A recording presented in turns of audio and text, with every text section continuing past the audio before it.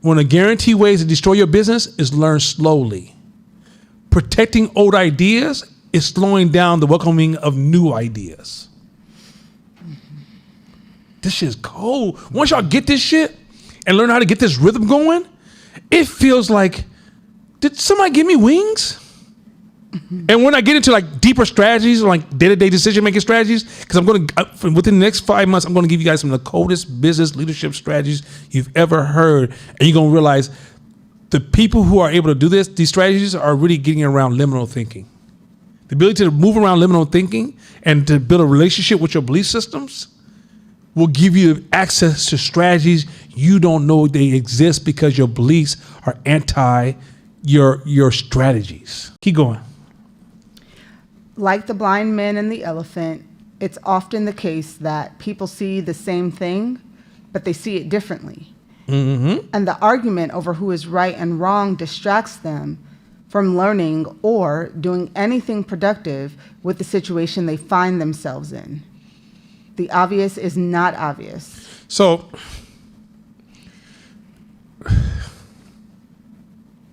how are you arguing? Can I say it like black people say it? How the fuck you arguing you broke? like that's how, like, no offense. You don't have no place to argue if you ain't moving your life in a way that you say, this is the way my life should be working. How the fuck are you arguing and you're broke? And the reason you're arguing, and you don't realize that as you arguing, you and that person may have a different access to the different part of the elephant that should be talking. Mm-hmm. Because you're not talking and you're arguing, you don't realize your growth is being stalled. Then you end up being this tall person with a baby brain because you argue too fucking much. Like literally, it made you feel good because you finally stood your ground because, you know, I ain't gonna let nobody run over me no more because I'm tired of people just always override me because I feel as an inferior gender. You could be man, woman, and berry. It could be all that shit for those or any other place. Out here, all I hear is that shit. So then people want to defend and protect and argue to only retard your growth. What you should be in reverse is curious, empathetic, insightful, humble. Those things are not just cool phrases I use. That's a way you have to think to accelerate your learning speed. There's nothing to argue here. Your beliefs are like sand.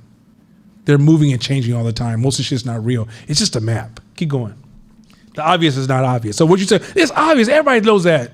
That's not an argument. Everybody agree upon that. That's not an argument. When you say everybody, you realize, do you guys know you don't have access to everybody? You don't even have access to like 2%, not even 1%.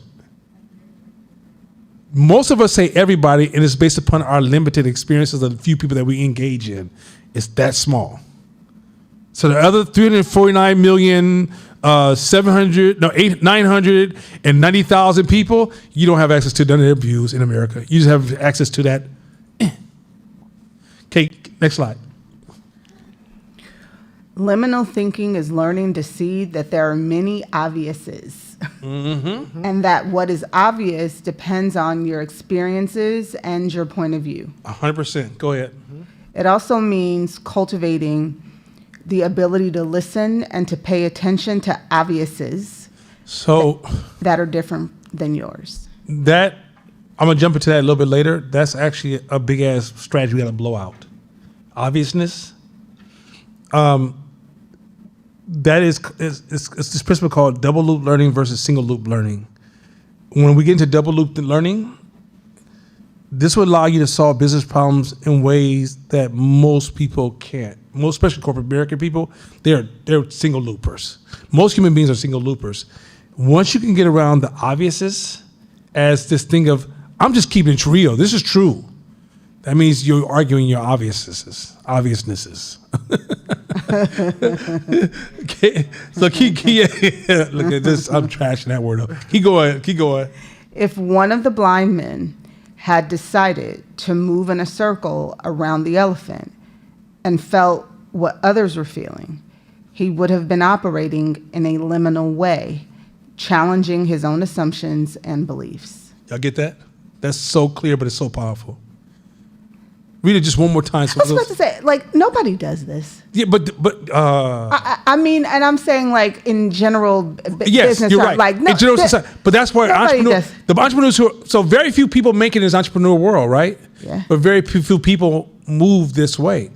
Yes. Right? Once you learn to move this way, it's a different. It comes off almost stoic, but it's not. Well, it is. It isn't. It's.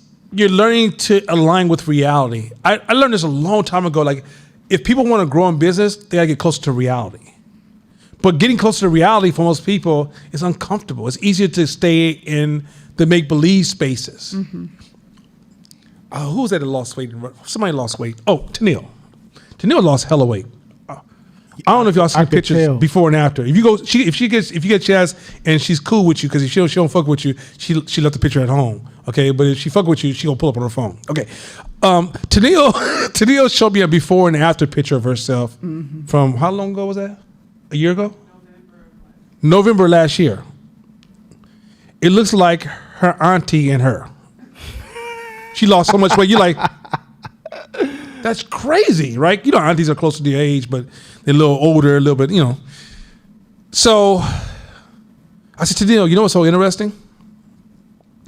How your brain doesn't let you see the other version of you into the new version you were born.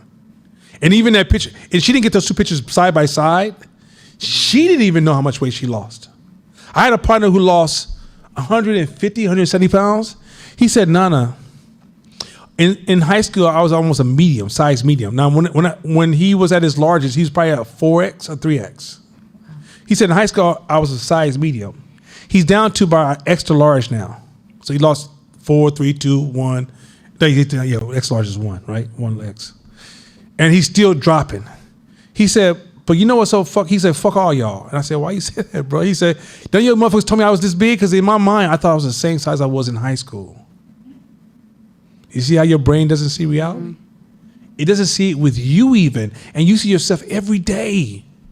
So now you think you can see the world and you can see it? Mm-hmm. You can't. The more you realize what you can't see, the more you realize you need to move in a way that you're circling the elephant. And as you circle the elephant, you realize when you learn something, well, what about the other side? What about this side? What about that side? What about getting other people's shoes and surround yourself? And all of a sudden, it's almost like you get a level up and your brain boosts to the next level and you see things that other people can't see.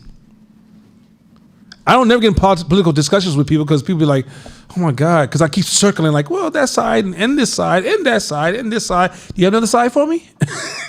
They be like, ugh. I just want you to just say they suck with me. Pause. No. Nothing? I ain't okay. 12. 12. I was like this. 12. Okay, hey, yo. It should probably be 15 because you did throw another one in there.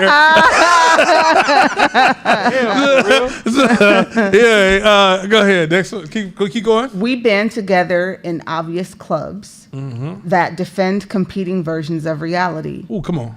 When you walk into your obvious club, you will find people reading the same books, watching the same news channels, and talking to the same people, all of which tends to reinforce the same version of reality. Y'all get that shit? Your beliefs is reinforced because you hang around people like you. So you think this is real, and you will meet people who think different than you and think something's wrong with them.